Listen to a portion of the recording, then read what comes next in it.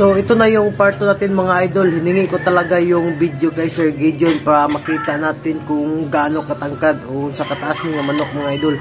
So mao ni siya mga idol ang pag-video niya aning time. Nagipakaon niya o sa drum bitaw nga blue nga pinakataas. Kaning katoy ang i-post nga picture. Mao ni siya ang ihang video karon. So kangayo ko niya gabi kay nay nag-PM sa kuha na nangutana ba kung pwede ba daw makapangayog video. Gusto siya mo tan-aw kung unsa gid kataas ning manok ka.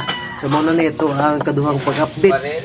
So ikatulo na to mga idol is at aktual na po na tong hangyo si Sir kung pwede ba niya sukdon or tanaw na to para makabalukod ta kung pila gisukod aning manok ka kay daghan nang utana daghan nag-PM sa kuha.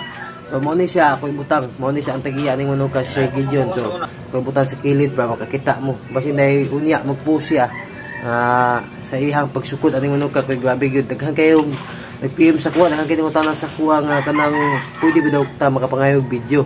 So karon mao na ni gitagahan ko ni Sir Gideon alas 6 pa na nakuha sa iya ang video. So akong mo na siya karon ako i-post pakita na ko sa inyo. So grabe kataas ni nga manok idol.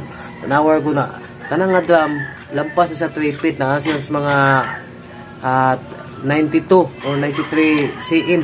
Mo ni siya ang pinakataas nga drum. So mo ni ang drum mo nasa mua ng sweeto ko nga drum ni kabalo ko taas kay ni mga idol patanawa.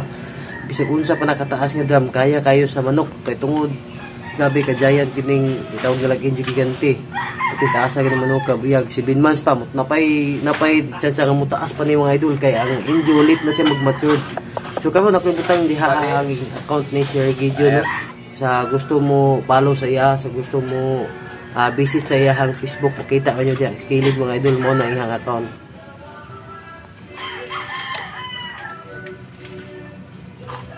Ay ko suko sa una.